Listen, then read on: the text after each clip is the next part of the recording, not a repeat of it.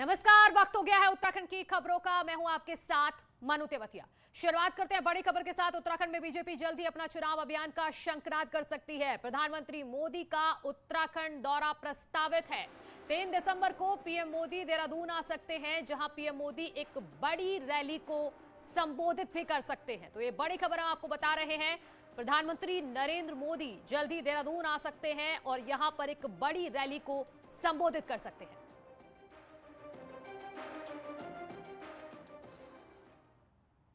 देहरादून में BJP election management committee की meeting चल रही है। मीटिंग में प्रदेश अध्यक्ष मदन कौशिक, केंद्रीय चुनाव प्रभारी प्रहलाद जोशी, चुनाव सह प्रभारी आरपी सिंह, लॉकेट चटर्जी समेत कई नेता मौजूद हैं, जिसमें चुनाव के मद्देनजर रणनीति तैयार की जाएगी। उत्तराखंड बीजेपी अपना चुनावी मैनिफेस्टो बनाने के लिए जनता से सुझाव भी मांगने जा रही है। इसके लिए बीजेपी सभी 70 विधानसभा क्षेत्रों में सुझाव पेटिका लगाएगी, जिसमें आम पब्लिक से हफ्ते भर तक सुझाव कलेक्ट किए जाएंगे। ये सुझाव मैनिफेस्टो कमेटी पार्टी को देगी और पार्टी इसे अपने घोषणा पत्र में शामिल करेगी। 70 विधानसभाओं में 70 जो हमारी एक सुझाव पेटिका है वो रखी जाएंगी। सप्ताह भर तक वहाँ के कार्यकर्ता, वहाँ की जनता, वहाँ की पब्लिक, वहाँ के आम नागरिक उसमें सुझाव हम लोगों को देंगे और उन सब सुझाव को इकट्ठा करके घोषणा पत्र जो समिति बनी है वो हमें देगी और हम उस पार्टी में घोषणा पत्र को हम तब जाकर जारी करेंगे।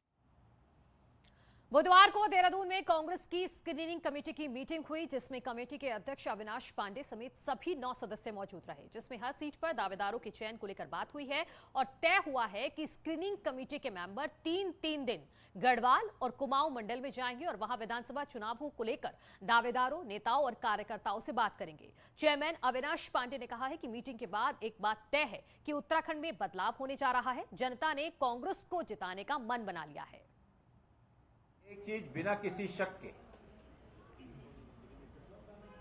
स्पष्ट दिख रही है कि उत्तराखंड में निश्चित रूप से बदलाव होने जा रहा है और कांग्रेस लोगों का विश्वास हासिल कर प्रदेश की जनता कांग्रेस को सेवा का मौका देने जा रही है। मसूरी के लिए करीब 800 करोड़ की लागत से बनने वाली 4 किलोमीटर लंबे टनल का निर्माण कार्य का दिसंबर से शुरू हो सकता है। कैबिनेट मंत्री गणेश जोशी ने बुधवार को नई दिल्ली में केंद्रीय मंत्री नितिन गडकरी से मुलाकात कर टनल के निर्माण कार्य के शिलान्यास को दिसंबर में उत्तराखंड आने का आग्रह किया है। ये टनल मसूरी के लिए बाईपास का काम करेगी।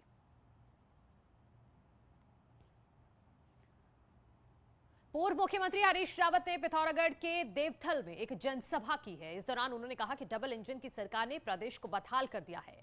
देवथल के बाद हरीश रावत डीडी हाट भी गए, जहां जिला बनाओ आंदोलन के पक्ष में धरना दिया। हरदा ने कहा कि उनकी सरकार ने नए जिलों के लिए 100 करोड़ की धनराशि बजट में स्वीकृत कराई थी, लेकिन बीजेपी की मौजूदा सरकार ने इस मुद्दे को ठंडे बस्ते में डाल दिया है। उन्होंने लोगों से आंदोलन नहीं करने की अपील की और कहा कि अब कांग्रेस के आने का इंतजार करें। सभी जगह ये आंदोलन चल रहे हैं। 11 जिले बनाने का हमने उस समय प्रयास किया था, बल्कि 100 रुपया हमने एडवांस 100 करोड़ हमने बजट में प्राविधान भी किया था, लेकिन उस समय नहीं कर पाए। अब मैं लोगों से कहूँगा आंदोलन न करें, कांग्रेस का इंतजार करें। अब बात आम आदमी पार्टी की, तो आपके सीएम पद के उम्मीदवार रिटायर्ड कर्नल अजय कोटियाल रोजगार गारंटी यात्रा के तीसरे चरण की शुरुआत 27 नवंबर से बद्रीनाथ से करेंगे। 4 दिसंबर तक चलने वाली इस यात्रा के जरिए पार्टी सरकार बनने पर युवाओं को हर साल 1 लाख नौकरियां देने का वादा कर रही है।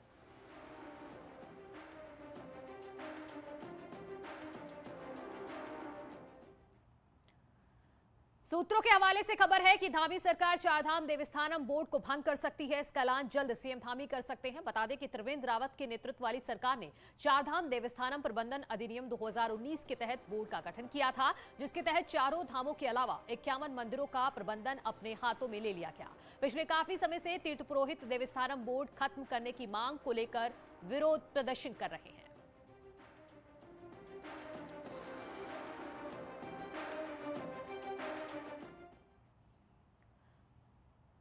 आगे बढ़ते हैं। देहरादून वन प्रभाग की झाझरा रेंज में एक बार फिर शिकारियों द्वारा लगाए गए फंदे में गुलदार फंस गया। गुलदार काफी देर तक फंदे में फंसा रहा। फिर मौके पर पहुंची वन विभाग की टीम ने गुलदार को बेहोश कर किसी तरह फंदे से निकालने में कामयाबी हासिल की।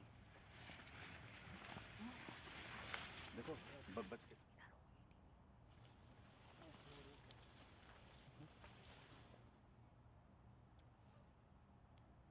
खबर उत्तरकाशी से है। यहां ब्रह्मकाल क्षेत्र में पिछले कुछ दिनों से गुलदार की दहशत से लोग परेशान हैं। गुलदार पिछले 15 दिनों से क्षेत्र में घूम रहा है और कुछ लोगों पर हमला भी कर चुका है। शाम होते ही इलाके में सन्नाटा छा जाता है। स्थानीय लोगों ने वन विभाग से गश्त बढ़ाने की अपील की है।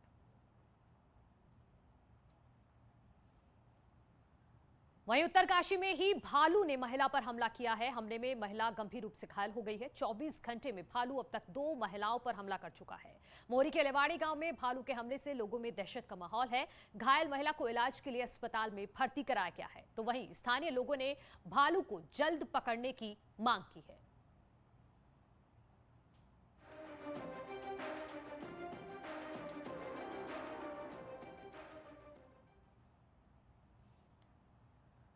राज्य की जेलों में बंद बदमाश अब जेलों से ही नशे का कारोबार चला रहे हैं, जिसका खुलासा एसटीएफ की रेड से हुआ। लेकिन ये कारोबार कैसे चल रहा है और कौन इसे चला रहा था, रिपोर्ट देखिए।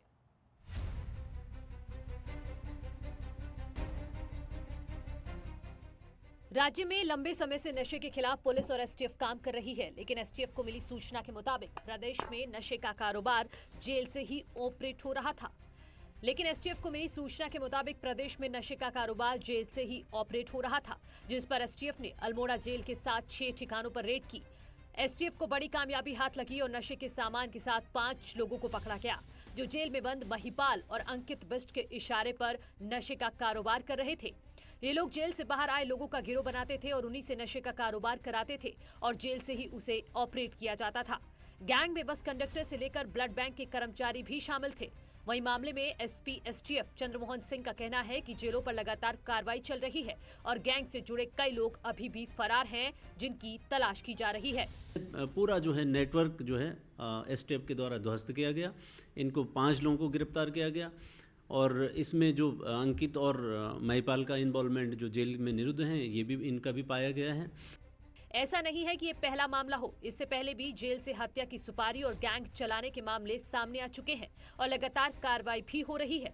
लेकिन नशे के कारोबार से जुड़े मामले को लेकर सरकार भी सख्त है। वहीं डीजीपी का कहना है कि नशे से जुड़े बड़े अपराधियों की प्रॉपर्टी भी जब्त की जाएगी। नहीं, नशा हमारे लिए पहले से प्रायोरिटी पे है, हमारे थ्रस्ट एरियाज में से है और हमारी एडिटिव उस पर लगातार लगी है और उसमें उसका इन्फोर्समेंट का लेवल बढ़ाएंगे और जो बड़े माफिया हैं उनकी प्रॉपर्टियां जब्त करेंगे। जेलों में एसटीएफ की ये 5वीं कार्रवाई है, लेकिन उत्तराखंड में फैल रहे नशे के जाल को जब जेल से ही ऑपरेट किया जा रहा है तो जेल प्रशासन पर सवाल उठना लाजमी है। लेकिन प्रशासन भी ऐसे मामलों को सख्ती से निपटने की बात कह रहा है। देहरादून से सत्येंद्र बर्तवाल की रिपोर्ट। देहरादून में कोरियर की आड़ में चल रहे नशे के कारोबार का पर्दाफाश हुआ है। मामले में पुलिस ने 2 सगी बहनों को गिरफ्तार किया है। दोनों बहनों से 150 ग्राम चरस और 320 नशीली गोलियां बरामद की गई हैं। पुलिस ने दोनों बहनों के खिलाफ एनडीपीएस एक्ट के तहत कार्रवाई की है। इन दोनों बहनों को पटेल नगर में चेकिंग के दौरान गिरफ्तार किया गया। खबर रुड़की से है, जहां पुलिस ने एक स्मैक तस्कर को गिरफ्तार किया है। गिरफ्तार स्मैक तस्कर से पुलिस ने 260 ग्राम स्मैक बरामद की है, जिसकी बाजार में कीमत 12 लाख रुपए बताई जा रही है। आरोपी युवक भगवानपुर का रहने वाला है। पुलिस ने आरोपी के खिलाफ एनडीपीएस एक्ट में मुकदमा दर्ज कर जेल भेज दिया है। भगवानपुर थाना पुलिस द्वारा एक व्यक्ति की से करीब 260 ग्राम स्मैक की प्राप्ति हुई है। पहले भी ये लगातार इस तरीके के उसमें इसकी सूचना हमें मिल रही थी। पुलिस इस पर लगातार लगी हुई थी। खबर हरिद्वार से है, जहां आम आदमी पार्टी ने इलाके में अवैध खनन के आरोप लगाए हैं और उनका कहना है कि बीजेपी नेताओं के संरक्षण में खनन किया जा रहा है। वहीं बीजेपी ने आम आदमी पार्टी के सभी आरोपों को नकारा है और कहा है कि सरकार द्वारा आवंटित पट्टों पर नियमों के अनुसार खनन किया जा रहा है। साथ ही आपके नेताओं पर पैसे मांगने के आरोप लगाए हैं। बीजेपी के स्थानीय नेता ने केस दर्ज कराने की भी बात कही है। हमसे की गई थी, लेकिन अब हम लोग वही काम कर रहे हैं, तो हम जिला प्रशासन को हमने रेवेन्यू देना है। हमने अपनी जो टेंडर बोली है उसका रकम जमा करना है। डिमांड की क्या था? डिमांड जाहिर सी बात है, आप समझ सकते हैं कि डिमांड में क्या होता है। क्या हमसे पैसों की डिमांड की गई। कितने बड़े अमाउंट मांगा गया? अमाउंट काफ़ी बड़ी थी, लाखों में अमाउंट थी। क्या फोन के माध्यम से मांगी है कोई? लाखों में अमाउंट थी। नहीं, फोन के माध्यम से भी हुई है बात और 1-2 उनके कार्यकर्ता हैं, उन्होंने ये बात हम तक भिजवाई थी। कोई कार्रवाई कर रहे हैं? डिमांड उन्होंने कल ये डिमांड आई है, आज मैं उनके खिलाफ थाने में FIR भी दूंगा। उत्तराखंड हाई कोर्ट ने इंटरकास्ट मैरिज को लेकर सख्त आदेश दिए हैं। कोर्ट ने कहा है कि युवा जोड़ों की शादी या फिर शादी का इरादा रखने वालों को इस दौरान कोई प्रताड़ित करता है या धमकी की शिकायत मिलती है तो तत्काल मुकदमा दर्ज किया जाए।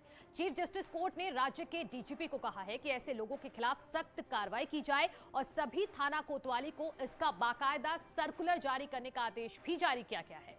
हालांकि इस दौरान डीजीपी ने कोर्ट को कहा है कि ऐसा सर्कुलर जारी किया गया है। कोर्ट ने इस दौरान कहा कि पुलिस स्टेशन में युवा जोड़ों को सुरक्षा नहीं दी जा रही है और ना ही उनकी एफआईआर दर्ज हो रही है, जिसकी वजह से ऐसे मामले हाई कोर्ट पहुंच रहे हैं। लाइव थ्रेट है तो उसमें क्या करेगा, सबसे पहले उनके खिलाफ एफआईआर लिखाने जाएगा, कोर्ट वहाँ जाएगा थाने में, और थानेदार अगर एफआईआर नहीं लिखते तो क्या करेंगे, तब लोग कोर्ट में आते हैं। तो कोर्ट ने कहा इन चीज़ों को पहले वहीं उसी स्तर पे इनको निपटाना चाहिए।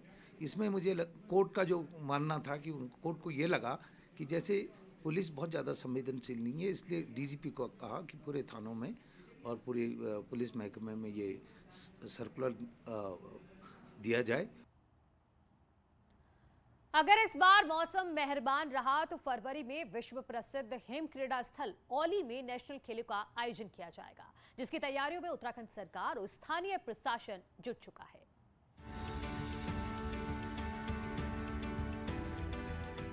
तेरह 1300 मीटर लंबे और 40 मीटर चौड़े औली के स्लोप की गिनती दुनिया के बेहतरीन स्लोप में होती है। समय पर बर्फ न पड़ने की स्थिति में यहाँ आर्टिफिशियल स्नो मेकिंग मशीन भी लगाई गई है। 25,000 किलोलीटर की क्षमता की एक कृत्रिम झील भी यहाँ पर है। स्लोप पर फिनिशिंग पॉइंट से स्टार्ट पॉइंट तक 800 मीटर लंबी चेयर लिफ्ट और 500 मीटर स्की लिफ्ट की सुविधा भी उपलब्ध है। औली में सैफ विंटर खेलों का आयोजन भी किया जा चुका है, लेकिन बीते 2 साल में कोरोना की वजह से नेशनल गेम भी यहाँ नहीं हो सके। लेकिन इस बार उत्तराखंड सरकार औली में होने वाले नेशनल खेलों की तैयारियों में जुट चुकी है। 2 वर्षों से कोरोना काल में वहाँ क्रीड़ा प्रतियोगिताएं नहीं हो पाई हैं। इस वर्ष जैसे कि मौसम विभाग बता रहा है कि अच्छी संख्या में बर्फबारी होने की संभावना है और जो प्रतियोगिताएं हैं इस वर्ष विधिवत रूप से होंगे। औली में होने वाले नेशनल खेलों के लिए प्रशासन ने अभी से कमर कस ली है। औली में सभी सुविधाएं उपलब्ध हैं। अगर इस पर बर्फबारी होती है तो प्रशासन का दावा है कि फरवरी में औली में नेशनल खेलों का आयोजन कराया जाएगा। GMVN जो कि इसमें मुख्य रूप से गेमों को संचालित करता है, उनको विशेष निर्देश दिए हैं कि जो भी गेमों से पूर्व तैयारियों के संबंध में अभी इस समय कोई समस्याएं आ रही हैं तो तत्काल मुझे अवगत कराएं, ताकि अभी समय रहते उनका निष्कारण किया जा सके। फरवरी महीने में अगर औली में खेल होते हैं तो स्थानीय कारोबारियों को भी काफी फायदा होगा और खिलाड़ियों को भी अपनी प्रतिभा दिखाने का अवसर मिलेगा। लेकिन अब सभी की उम्मीद इस बार बर्फबारी पर टिकी हुई है। जोशीमठ से न्यूज़ 18 के लिए नितिन सेमवाल की रिपोर्ट। और वक्त हो गया एक छोटे से ब्रेक का, जल्द लौट रहे हैं।